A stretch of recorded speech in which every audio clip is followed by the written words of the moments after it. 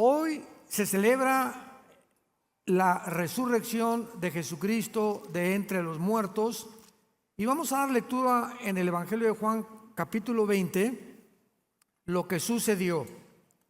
El primer día de la semana, María Magdalena fue la que le sacaron los 7 espíritus, ¿se acuerdan? Que estaba súper endemoniada. Bueno, pues esa mero, María Magdalena, fue la primera que fue de mañana, siendo aún oscuro, al sepulcro y vio quitada la piedra del sepulcro. Entonces corrió y fue a Simón Pedro y al otro discípulo, aquel al que amaba Jesús, que sabemos que es Juan, y les dijo: se han llevado del sepulcro al Señor y no sabemos dónde le han puesto. Y salieron Pedro y el otro discípulo y fueron al sepulcro. Corrían los dos juntos, pero el otro discípulo corrió más aprisa que Pedro y llegó primero al sepulcro. Pongan mucha atención aquí. Y bajándose a mirar, vio los lienzos puestos allí, pero no entró. Luego Simón Pedro llegó tras él y entró en el sepulcro y vio los lienzos puestos allí y el sudario que había estado sobre la cabeza de Jesús, no puesto con los lienzos, sino enrollado en un lugar aparte. Entonces también entró el otro discípulo que había venido primero al sepulcro y vio y creyó, porque aún no habían entendido la escritura que era necesario que él resucitase de los muertos. Y volvieron los discípulos a los suyos. Antes de desarrollar esta conferencia, quiero que recuerden, porque aquí hay algo importantísimo y muy interesante, ya que antes de que enterraran a Jesucristo, lo podemos leer ahí mismo en el capítulo 19, ¿verdad? Versículo 40, tomaron el cuerpo de Jesús, lo envolvieron en lienzos con especias aromáticas, según era costumbre sepultar a los judíos. Entonces a Cristo lo meten a la tumba con lienzos, vamos a llamarle zarapes o sábanas o lo que sea, pero su cabeza la cubren con un sudario.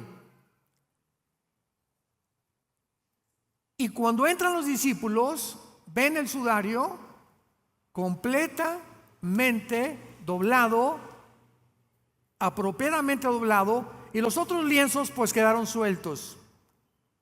Y la pregunta es ¿por qué? Y la respuesta es que si nosotros estudiamos las costumbres judías, descubrimos lo siguiente. En el judaísmo, cuando el amo se sentaba a comer, el sirviente llegaba, le acomodaba la mesa y le ponía una servilleta. Y mientras el amo comía, el sirviente se retiraba y dejaba que su amo comiera. Cuando el amo terminaba de comer, agarraba la servilleta, se limpiaba las barbas, las puntas de los dedos y las manos. Y si el amo la servilleta la envolvía o la dejaba sucia, así como está, el sirviente llegaba a la mesa y sabía que su amo ya había terminado y se llevaba todo. Pero si el sirviente venía o el siervo venía y veía que la servilleta estaba bien doblada, significaba que el amo iba a regresar. Todo tiene un significado en la Biblia. El hecho que Jesús haya dejado dobladito su sudario es el mensaje que estaba mandando. Hasta con esos detalles la Biblia nos habla de la inspiración que solo Dios pudo tener en estas sagradas escrituras. Él va a regresar por nosotros. Él vive. La resurrección de Jesucristo es la piedra angular y el principal fundamento del cristianismo. El cristianismo permanece de pie o se derriba con la resurrección de Jesucristo. Si Cristo no hubiera resucitado, Cristo hubiera sido como Mahoma, como Buda, como Mahatma Gandhi, como Zoroastro y como los grandes religiosos que han habido por toda la historia humana. Han hablado y han dicho, etcétera, etcétera, inclusive el Dalai Lama, que aún vive y que sigue reclamándole el Tíbet a la China. En una entrevista que hicieron entre el Dalai Lama y el Papa Juan Pablo II, el Dalai Lama, esto fue en la década de los 90, 1990-92, el Dalai Lama dijo estas palabras al Papa: yo soy Dios. Y recuerdo que un periodista le preguntó al Dalai Lama, después que estaba con el Papa, concedió una entrevista y levantó la mano y le dijo: discúlpeme, ¿usted dijo que era Dios? Dice el Dalai Lama: sí, yo soy Dios. Y le preguntó el periodista: ¿nos puede decir cuándo va a resucitar? Y pues desde luego que se confundió, ¿verdad? Y no supo qué contestar. Y encontramos en la persona de Jesucristo que si la resurrección de Jesucristo no tuvo lugar, el cristianismo es una falsedad, porque no hubiera habido ninguna esperanza que Él decía la verdad. Y si Jesucristo era verdaderamente el Hijo de Dios, la resurrección de entre los muertos es la prueba, la evidencia más magnífica, más indubitable, inexorable, que realmente Él era el Hijo de Dios. Pero vamos a analizar la resurrección de Cristo primero desde el punto de vista físico, que se llama la ley de la entropía. ¿Qué es la física? La ley de la entropía, lo voy a explicar. La ley de la entropía en la física, maestros de física que nos acompañan, confirma, demuestra científicamente que el universo se encuentra en un proceso de deterioro, de decaimiento, de envejecimiento. En otras palabras, todos los organismos vivos están sujetos a morir. El inexorable triunfo de la muerte se aplica a todos los organismos vivos y al deterioro de todas las cosas materiales.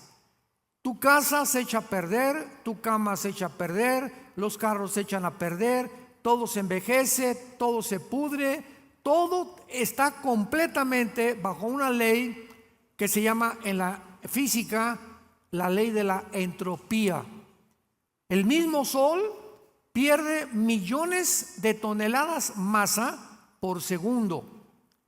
Esta ley de la entropía nos muestra claramente y se demuestra con otra ley física que se llama la ley de la termodinámica. Las leyes físicas de la termodinámica, escuchen, rigen todas las leyes que existen en el universo científicamente hablando. ¿Qué dice la primera ley de la termodinámica, que se llama la ley de la conservación?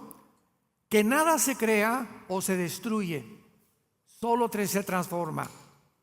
Y la segunda ley dice que todo tiende al desorden, al deterioro, a la oxidación, a la muerte, y es la ley del decaimiento cualitativo. Qué interesante que estas leyes fueron descubiertas siglos después, cuando la Biblia ya establecía la ley de la entropía y la segunda ley de la termodinámica. Permítanme demostrárselo en el libro de Romanos, capítulo 8. Bienaventurados los que trajeron su Biblia, ellos irán en el rapto. Es una tristeza cuando los cristianos vienen a la iglesia sin Biblia. ¡Qué barbaridad! Romanos capítulo 8.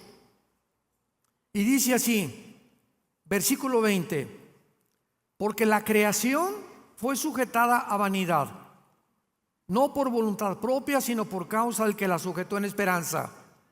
Porque también la creación misma será libertada ¿de qué cosa? De la esclavitud, del decaimiento, de echada a perder. Y se usa la palabra corrupción. Todo se está corrompiendo en el universo que nos rodea. Sale la noche, levanta la vista al cielo y las estrellas que ves ya no existen. Lo que tú estás viendo es lo que la luz de la estrella tarda en llegar a la tierra, pero son estrellas que ya desaparecieron hace miles de años. Las mismas estrellas tienden a desaparecer. Todo completamente va a sufrir un decaimiento y la Biblia le llama la esclavitud de la corrupción. Vean ustedes el libro de Hebreos capítulo 1, que lo confirma en el versículo 10 al 12, Hebreos 1, 10 al 12. Y tú, oh Señor, en el principio fundaste la tierra. Los cielos son obra de tus manos, ellos perecerán, se echarán a perder, mas tú permaneces. Ellos envejecerán como una vestidura, como un vestido los envolverás y serán mudados, pero tú eres el mismo y tus años no acabarán. Señores maestros que nos acompañan, señores astrónomos que nos escuchan por la televisión, señores científicos, la Biblia establecía casi más de 1500 años antes de que se descubrieran la primera y la segunda ley, la termodinámica y la ley de la entropía, que el universo se encuentra en un proceso de descomposición. Una vez que nosotros entendemos esto, la universalidad o la universalidad del reino del deterioro y muerte afirma la asombrosa singularidad de la resurrección de Jesucristo. Antes de que Cristo resucitara, resucitó a un hombre llamado Lázaro. Lázaro tenía más de 3 días de muerto. Si hay médicos nos pueden decir de qué forma se descompone el cuerpo. A las 8 o 10 horas ya comienza la descomposición del cuerpo. La sangre ya no circula, comienza todo a echarse a perder por dentro, ¿verdad? Y se tiene que enterrar al difunto. Y Lázaro se encontraba en un estado de descomposición. Y a los 3 días, Juan capítulo 11, Cristo se acerca a María y Marta, las hermanas de Lázaro, a la tumba para resucitarlo. Todos conocemos este evento. Y Jesús dice: Lázaro, le habló a Lázaro. Escuchen esto. La Biblia dice que al morir se salen de nosotros el alma y el espíritu, y el cuerpo queda en la tumba, ya sea que te cremen o no te cremen. Entonces, cuando Jesús dijo: Lázaro, ven fuera, ¿a quién le estaba hablando? ¿A Pancho? A Lázaro, ¿verdad? ¿Pero que no estaba muerto? ¿Qué significa esto? Que al morir mantenemos la conciencia. Y Lázaro se salió del cuerpo, porque dice Santiago que hasta que el espíritu se separa del cuerpo, sobreviene la muerte. Esto aclara que los médicos nunca van a poder atinarle para saber que una persona está muerta, porque hay personas que han declarado que están muertas y les ha sobrevenido una catalepsia, como el famoso artista de cine Joaquín Pardavé. En los años 50, 60, muchos de ustedes se acordarán de este artista famosísimo, que lo enterraron, Joaquín Pardavé, y la familia lo fue a desenterrar a la semana que entra, o a los, creo que a 1 mes o 3 semanas, y lo encontraron volteado, sin las uñas, lo enterraron vivo. ¿Por qué? Porque aparentemente vieron que ya no respiraba y creyeron que estaba muerto, y le dio un ataque de catalepsia simplemente, y lo enterraron vivo y despertó dentro de la tumba. Qué horrible, ¿verdad? Entonces ahora les meten un espejo a las personas a ver si no tienen vaho, pero clínicamente hay un poco más de tecnología para ya declarar a una persona muerta. pero de acuerdo a la Biblia, hasta que el espíritu se separa, el espíritu y el cuerpo es como un cordón umbilical. No es hasta que el bebé se le corta el cordón umbilical entre la mamá y la nueva criatura que el bebé sale a otra dimensión. Ya es independiente de la mamá. Entonces así es como un cordón umbilical entre el espíritu y el cuerpo, y hasta que el espíritu es cortado, se separa del cuerpo, el cuerpo es corrompido, es destruido, es completamente hecho, ahí se lo comen los gusanos, y el espíritu y el alma, ¿a dónde se van? Bueno, bíblicamente nos muestra la Biblia que si eres cristiano, vienen los ángeles de Cristo para nosotros y nos llevan al cielo. Pero el espíritu de Lázaro no podía irse al cielo todavía, porque volvió a vivir. Entonces cuando Jesús dice, Lázaro ven fuera, la conciencia de Lázaro, que está en el alma y en el espíritu, oyó la voz, escuchen esto, aquí está el cuerpo descompuesto, el cuerpo sin el espíritu no puede vivir, y el espíritu de Lázaro entró al cuerpo y volvió a reconstruirlo celularmente. Comenzó otra vez su corazón a palpitar, comenzó la sangre a circular y recobró la vida.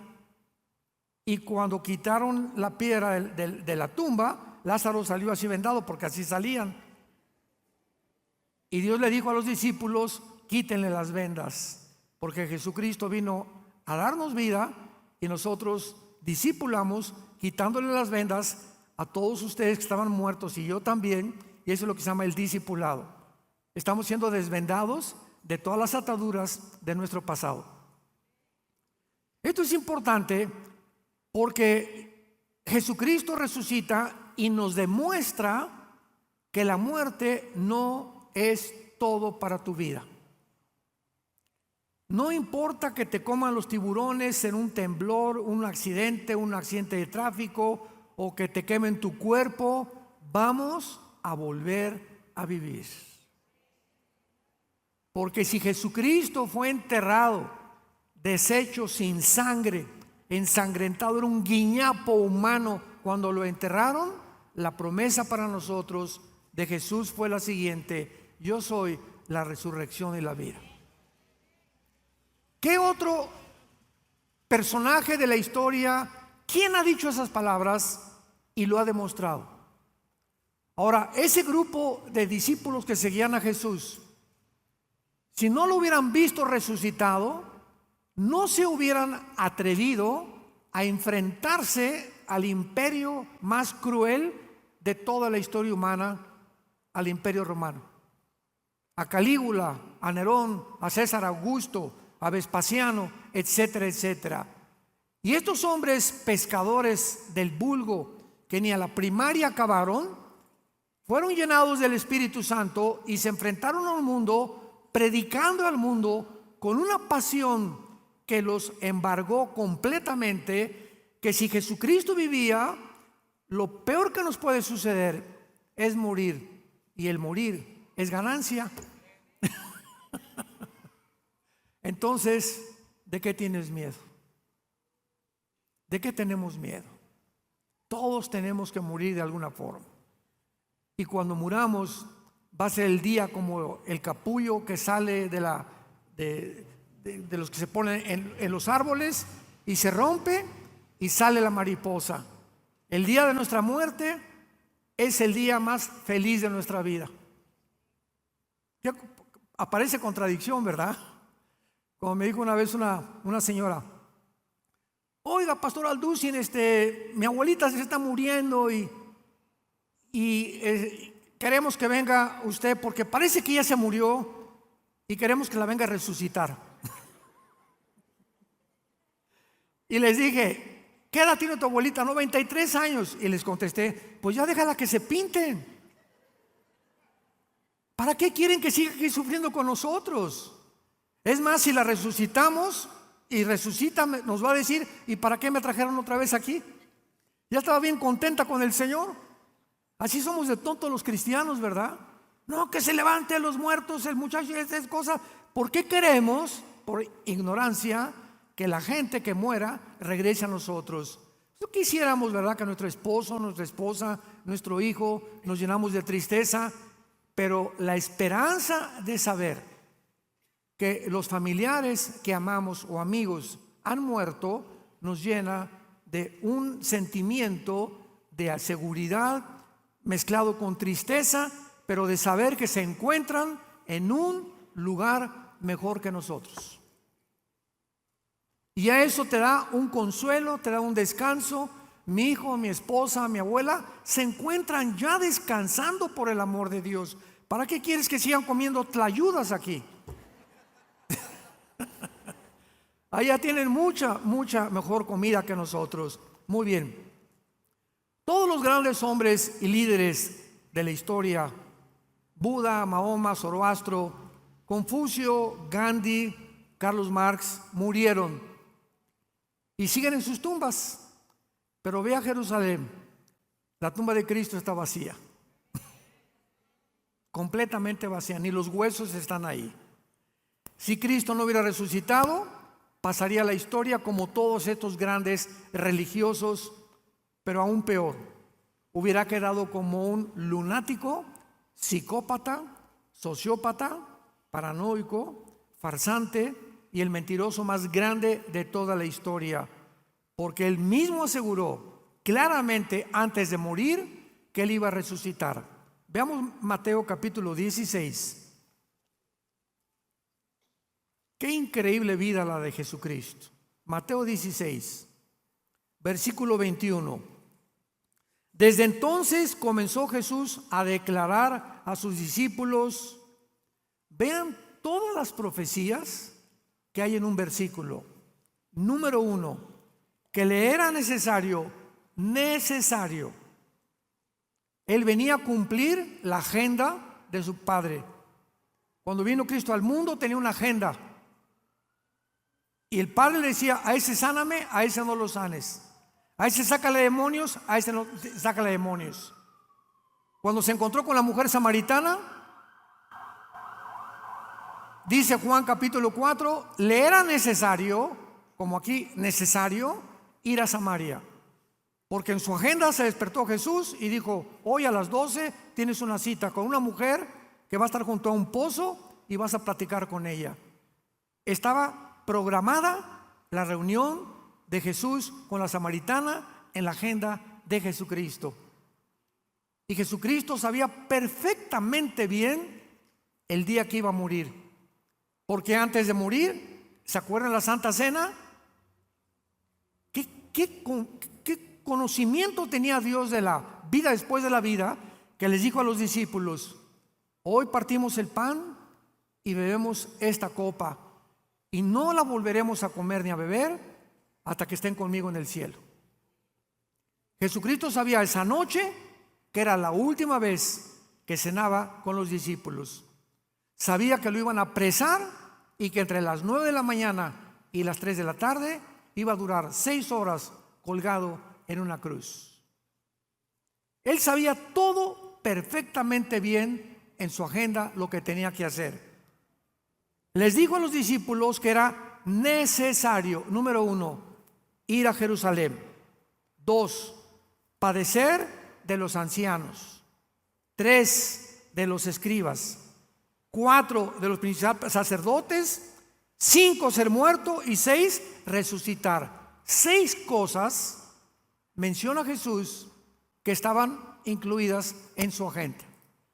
Tengo que ir a Jerusalén. Los ancianos me van a detener.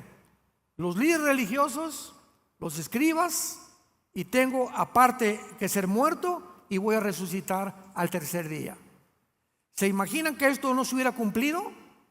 Los discípulos se hubieran decepcionado y hubieran dicho, pues fue un mentiroso, un farsante, tuvo alucinaciones, y los discípulos no hubieran podido cambiar el mundo con el mensaje de la resurrección. Entonces, por otro lado, también la resurrección de Cristo es un evento históricamente demostrable. Una vez una persona, un maestro de una escuela me dijo, ¿y cómo estamos seguros que Cristo resucitó? Y le contesté, muy buena pregunta. Le dije, ¿usted cree que existió Alejandro el Magno? Sí. ¿Y usted cree que existió Napoleón Bonaparte? Sí. ¿Y usted cree que existió Calígula y los romanos? Sí. Y le dije, ¿y por qué? Sí. Pues porque está escrito en la historia. Y le dije, si usted lee a Tácito, si usted lee a Josefo, que son los historiadores del tiempo de Cristo, que están en los pasajes de historia en Grecia, en Roma, en el Museo Natural de Londres, en Francia, en Inglaterra, etcétera, etcétera. Aquí están todos los pergaminos y toda la historia de Jesucristo, y ellos dan testimonio que el imperio romano del lado oriental quedó completamente en Constantinopla, y que 1000 años después el imperio romano que está del otro lado, del lado occidental, fue cuando fue tomado por los otomanos turcos. Así que la resurrección de Cristo, de acuerdo a los historiadores que escribieron, que no eran cristianos, demuestran que el mensaje de la resurrección cambió al imperio romano. A tal grado que Constantino, el último emperador del lado oriental del imperio romano, se convierte en la batalla de Milván, cuando dice que se apareció una cruz en el cielo y le dijo, por este signo vencerás. Y Constantino ordena, casi 250, 300 años después de que Cristo muere, ordena que el cristianismo sea absorbido por el imperio romano como la religión oficial. Y Constantino nombra al primer padrino tuyo, al primer papa. Una vez, ahí me gusta mucho cuando invitan curas y sacerdotes a platicar, porque muchos de ellos son sinceros. Así como hay obispos sinceros, hay obispos mentirosos, cardenales, hay de todo en la vida. Pero cuando me encuentro con estas personas religiosas, siempre encontramos estas discusiones, ¿no? Y siempre les pregunto, si Pedro fue el primer papa, ¿quién fue el segundo? Porque ellos se basan en eso, que Pedro fue el primer papa. Y le digo, pasaron 300 años sin papas. Y ahí está en la enciclopedia de la Iglesia Católica, por el amor de Dios. Hasta Constantino nombró al primer pontífice, y se unió el poder político romano con el poder religioso, y de ahí entero el imperio romano dio una voltereta, ¿verdad? De lo político a lo religioso, que hasta este momento dura todavía. Y el imperio romano religioso se convirtió en el dueño de Europa. 17 siglos los papas gobernaron Europa. Y ningún rey, nadie se podía casar, nadie podía comprar ni vender sin la encíclica de algún papa. Entonces recurrimos a la historia y nos damos cuenta que es una de las verdades más obvias que existen. Así que no hay ningún ser humano que pueda decir, yo no creo que Jesucristo resucitó, porque es lo mismo que decir, tampoco creo que Napoleón Bonaparte existió, o que Cristóbal Colón existió. Y si dices algo, es porque te pregunto de cuál fumaste. Ahora, muy bien, el hecho innegable de que Cristo haya resucitado, no existiría, repito, el cristianismo, porque los dos permanecen o caen juntos. Vayamos a 1 Corintios capítulo 15. 1 Corintios 15. ¿Ven la importancia de traer la Biblia? 1 Corintios capítulo 15, versículo 12. Dice el apóstol Pablo, pero si se predica de Cristo que resucitó de los muertos, ¿cómo dicen algunos entre ustedes que no hay resurrección de muertos? Porque si no hay resurrección de muertos, tampoco Cristo resucitó. Y si Cristo no resucitó, vana es entonces nuestra predicación, vana es nuestra fe. Y somos hallados falsos testigos de Dios, porque hemos testificado que Dios resucitó a Cristo, al cual no resucitó, si en verdad los muertos no resucitan. Porque si los muertos no resucitan, tampoco Cristo resucitó. Y si Cristo no resucitó, vuestra fe es vana, aún están en vuestros pecados. Entonces también todos los que han muerto en Cristo perecieron. Y en esta vida solamente esperamos en Cristo, somos los más dignos de conmiseración de todos los hombres. Y dice más adelante el apóstol Pablo, entonces, si Cristo no resucita, ¿qué esperanza tenemos? Al morir, regresamos al polvo. ¿De qué sirve que le soy fiel a mi esposa? ¿De qué sirve que haya sido honrado? Si el que no tranza no avanza, dicen aquí en México. ¿De qué sirve que me sacrifique y por qué no puedo hacer lo que yo quiera? Porque si se trata de hacer dinero, pues vamos a hacerlo de cualquier manera. Y si no hay eso, no hay justicia. Y si no hay justicia, no hay Dios. ¿Y qué es de todos los nazis que mataron a todos los violadores de los niños, los pederastas, todos los crímenes que han pasado en la historia? Y que se murieron y no les hicieron nada, ni siquiera fueron a la cárcel. ¿Realmente es un mundo tan injusto en el que vivimos? Pero la Biblia dice que viene un día de la resurrección de todos los muertos. Y todos los que están en las tumbas van a volver a vivir. Unos para condenación eterna y otros para vida eterna. Y todo va a depender de lo que hiciste con Jesús en tu vida. ¿Cuál fue tu actitud a Jesucristo mientras tú vivías? Ahora también hay argumentos en contra de la resurrección y se los voy a mencionar. Pero antes quiero leerles el testimonio de dos de los más grandes historiadores de la Universidad de Harvard. Apunta los nombres: y la Universidad de Harvard y de Oxford, y uno de los abogados considerados en la abogacía más grandes de la historia. El primero, Thomas Arnold, así como suena, profesor de historia de la Universidad de Oxford y Rugby, reconocido como el más grande historiador del mundo, para que se lo restriegues así en la cabeza a tu maestro de la universidad. Thomas Arnold escribió: no conozco ningún otro hecho en la historia de la raza humana que haya sido mejor probado con tantas evidencias indubitables que la gran señal que Dios nos dejó al haber resucitado a su Hijo Jesucristo de entre los muertos. Thomas Arnold, profesor de historia, considerado el más grande historiador de la historia humana. Simón Greenleaf, con G de gárgara, doble E, Greenleaf se escribe, Simón Greenleaf, considerado la mente más grande dentro de la abogacía.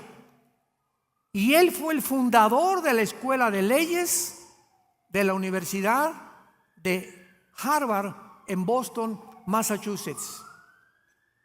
Después de haber examinado Simón Greenleaf cuidadosamente los 4 evangelios, escribió lo siguiente: era imposible que los apóstoles hubieran podido persistir en enseñar las verdades que enseñaban si Cristo no hubiera verdaderamente resucitado de entre los muertos. Cuando dijeron pues que Cristo se lo robaron el cuerpo los discípulos, se derrumba esta teoría, porque los mismos líderes religiosos fueron con Pilato y le dijeron: pon guardias romanas que cuiden la tumba de Jesús, porque los discípulos pueden venir y robarse el cuerpo.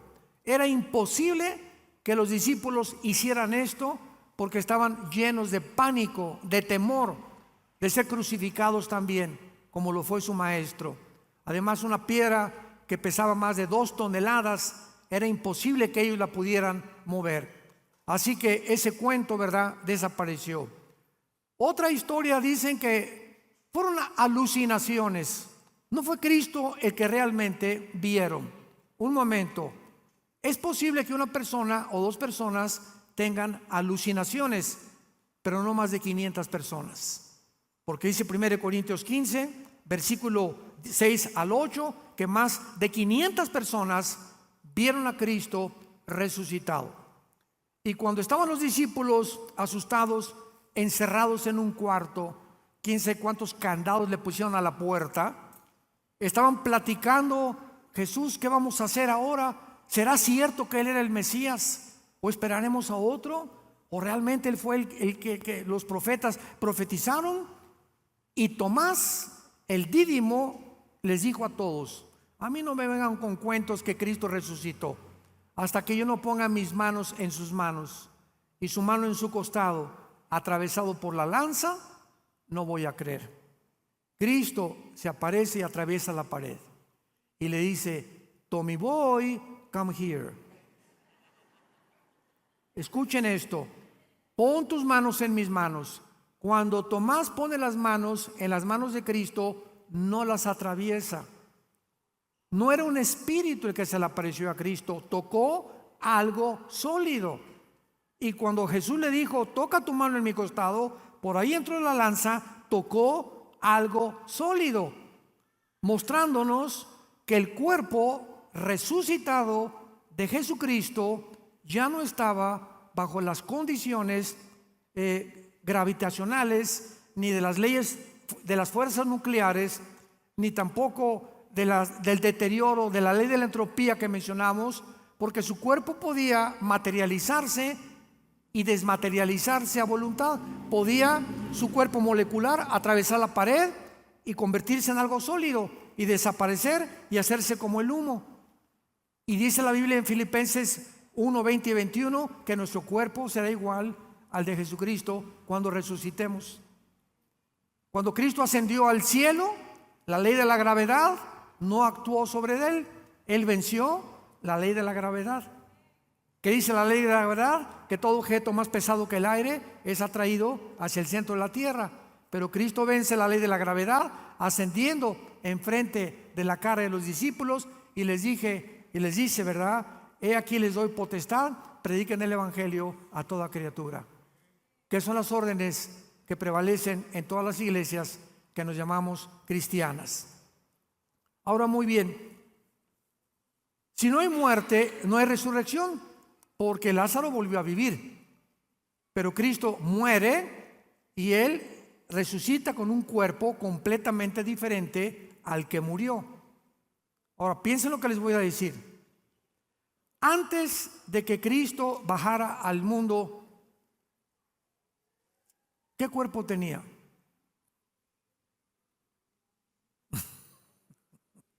Tenía un cuerpo Cristo. Tiene que haberlo tenido porque hay cuerpos espirituales, lo vamos a ver ahorita. Y cuando baja al mundo, toma otro cuerpo. Y el cuerpo de Cristo, cuando toma el cuerpo que es igualito al de nosotros, ese cuerpo con el cual Cristo resucitó, es el mismo cuerpo que tendremos nosotros y tendrá forma humana por toda la eternidad.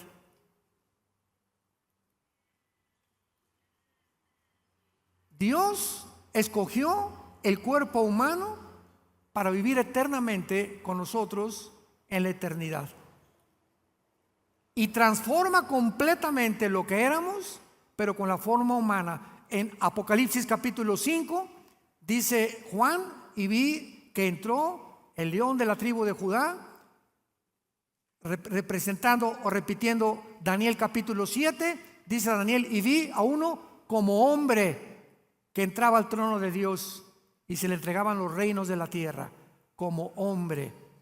Y ve Juan en el Apocalipsis el cuerpo de Cristo como el cuerpo tuyo y como el cuerpo mío, no como el cuerpo de un ángel, ni de un querubín, ni de un serafín.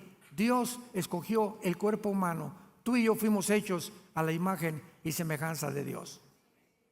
Qué maravilloso que podamos estas verdades guardarlas en el corazón. Dice 1 Corintios 15, versículo 38. Dios le da a cada cuerpo como Él quiso. A cada semilla su propio cuerpo. Me detengo rápidamente.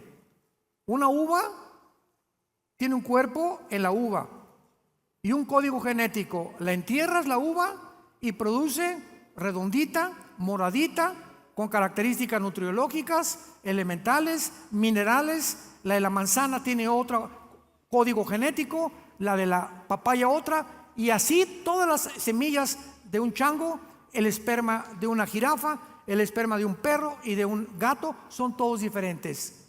Y nuestro esperma, que fue hecho a la imagen y semejanza de Dios, Cristo tomó un esperma humano para fertilizar el óvulo de María. Nosotros seremos con el cuerpo resucitado de Jesucristo. ¿Crees en Jesucristo? ¿Estás seguro que si tú mueres vas a volver a vivir? ¿Y que te vas al cielo si tú te mueres? Si tú no tienes esta seguridad, inclina tus ojos y dile estas palabras al Hijo de Dios. Señor Jesucristo, te pido perdón por mis pecados.